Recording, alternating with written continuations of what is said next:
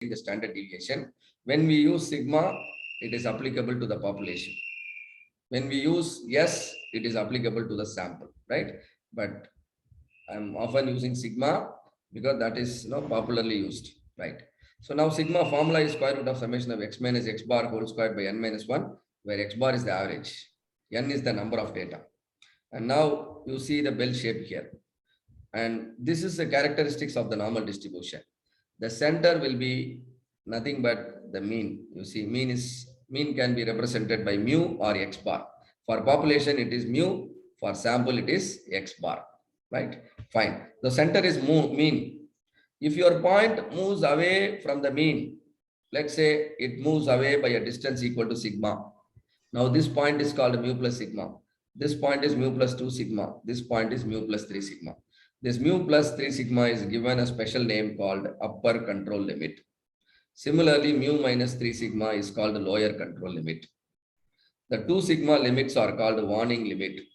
Warning limit on the right side. This is warning limit on the left side. And this is 1 sigma limit.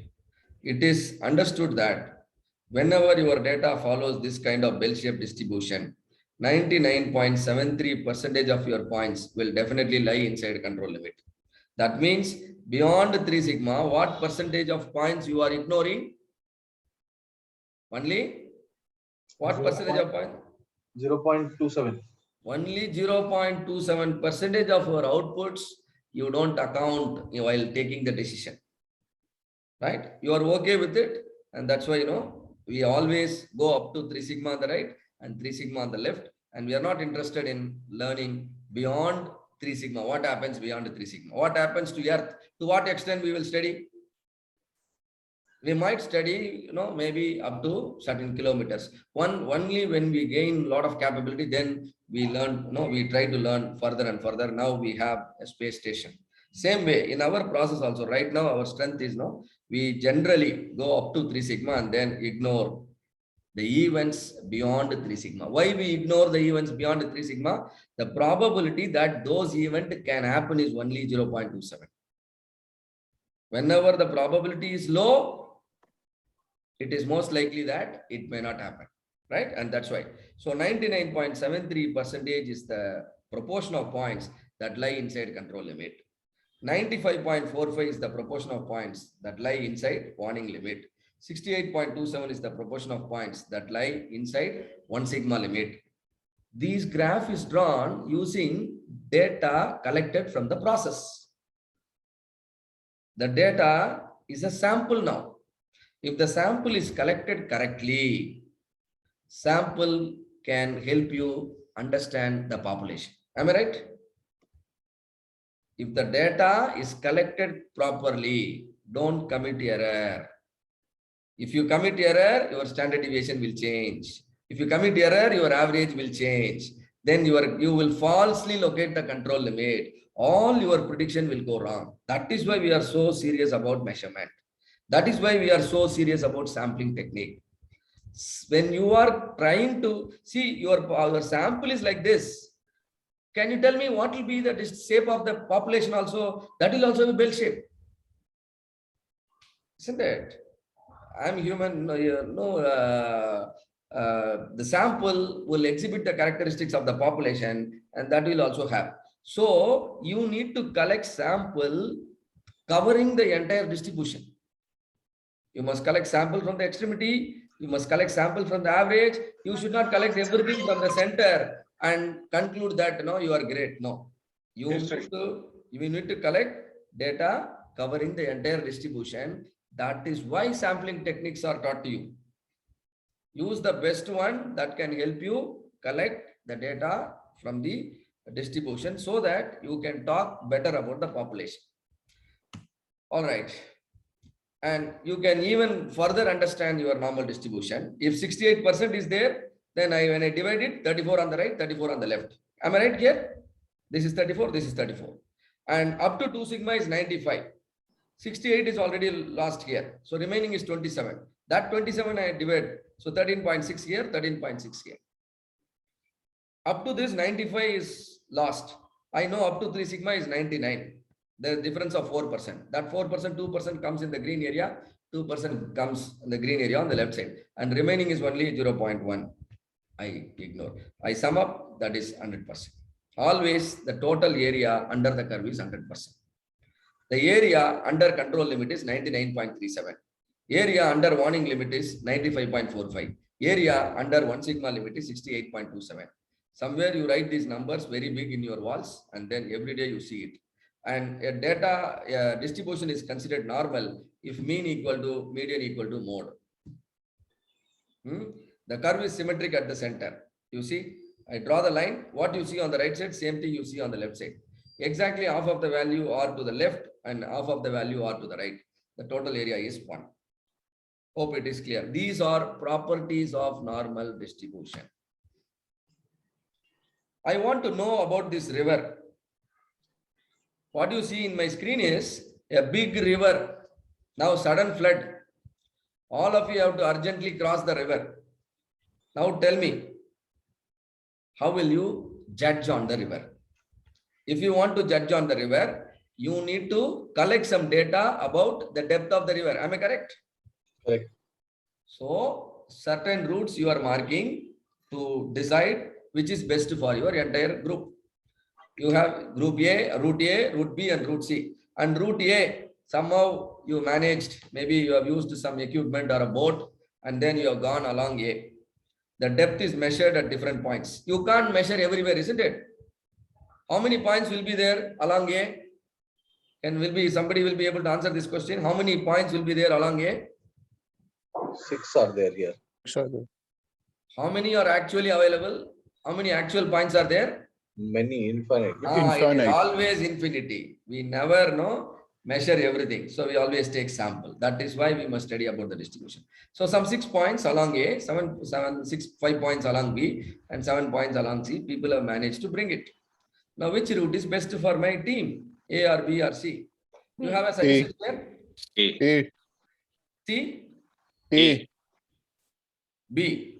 A. Oh, A. Okay. So very good. So this is how you must work. So you calculate the standard deviation for route A, route B, and route C. Route A, each point talks about the depth in the river. Now the average is 4. What does it mean? On an average, your river has got a depth of 4. Am I correct? Does it mean the river is perfectly flat? Your journey is going to be a cakewalk? No. No, definitely no. There are ups and downs. Average just gives an idea. And now deviation from the average. 4 minus 4, 0. 5 minus 4. This plus and minus talks about the ups and downs in the river. This is dangerous.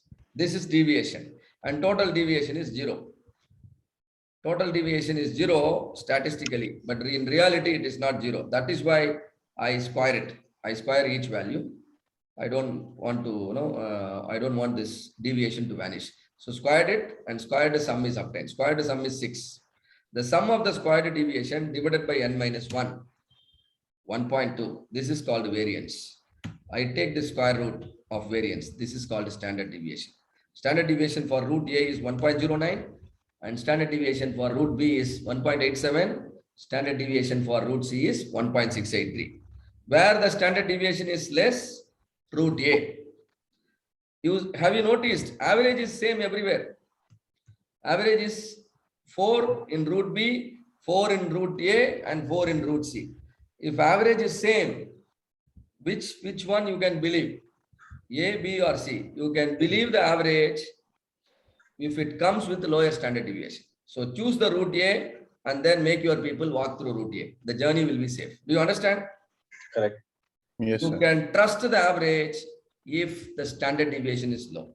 If the standard deviation is too high, your average might fail to speak the reality. You must understand. So now, how many of you now have a feel that you have understood the river? You collected some data from the river, right? And now the average is known. Standard deviation is roughly 1 point something, isn't it? Everywhere it is 1 point. You have measured considerably.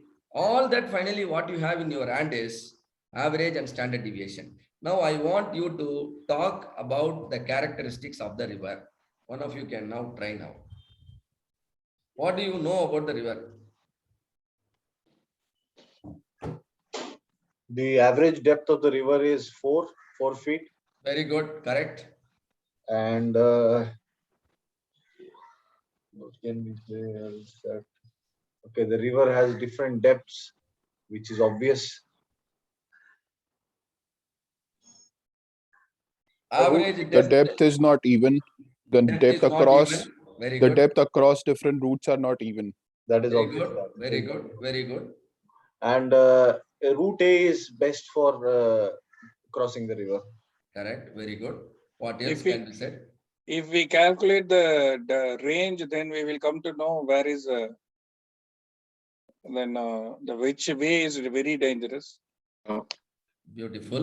Very good. Very good. Correct idea.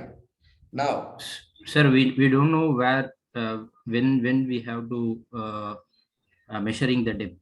For example, whether we are measuring the depth of the river in the during the rainy seasons, or we are measuring the depth. no, that's only applicable for that particular day. You don't have to Control. worry too much. For that Yeah. particular instant, yes, we are interpreting our findings. And see, if the measurements are perfect and samplings are perfect, if you don't suspect about the measurement and the sampling, then your data can describe the river very well. Yeah. Average depth in the river is 4 feet. Very good point. And 99.73% of the river will have depth, right, between average plus or minus 3 sigma. Am I right? Yes. 99.73% of the river. I have not gone everywhere. I have gone only certain area, but I have a technique to collect the sample. The river is this much distance available. I will see to that the entire river is covered. Somehow I collect the data from using a boat. And now I tell my people, all my people in the village, that 99.73% of the river has depth only from this range to this range. What is the lowest range? Lower control limit. What is the highest range? Upper control limit. But I will still tell my people that I don't know about 0.27% of the river. Clear? So this is how you can use. And now I am giving each one of you a task to find out the number of dolphins in sea. Do you think you will be able to give me an answer? No. But you have to give. You have appointed for that. Now what will you do? You will do a study. You will take a small portion of the sea, study thoroughly, and then find out how many dolphins are there. And then with your learning, you will estimate how many dolphins could be there in the entire sea. Am I right? Yes. Yes. That's how we have the details, isn't it? How many lions, how many tigers, how many dolphins, how many seals. These are all because they know general, the distribution is generally normal. So just by doing a sample, you can now answer all these questions. Now things are not that tough hereafter, right? So similarly in your company, what proportion of products you are producing are going to be rejected? Do you want to see every product to get an answer for this question? No. Not really. Do a study systematically and get this question answered. That's all, right? That's how your decision making improves. So average is a measure of central tendency or variation. Standard. And standard deviation is always a positive value. Is it true or false? Yeah, you are squaring. Yes, true. Very good. What proportion of points will lie inside my control limit? 99.73. Beautiful. Very good. If control limits stay inside specification limit, my process can be considered capable or not capable. Capable. Capable. Can be considered capable. And specification limits are provided by manufacturer or customer. Customer. Customer. Right. Control limits are calculated using customer data or process data. Processed it. Process data. Go to the site. Collect data correctly. You know your control limit. So this probably in the afternoon, this will be taught to you. I don't want to talk about it now. Okay. So Six Sigma is a methodology to reduce the defects by reducing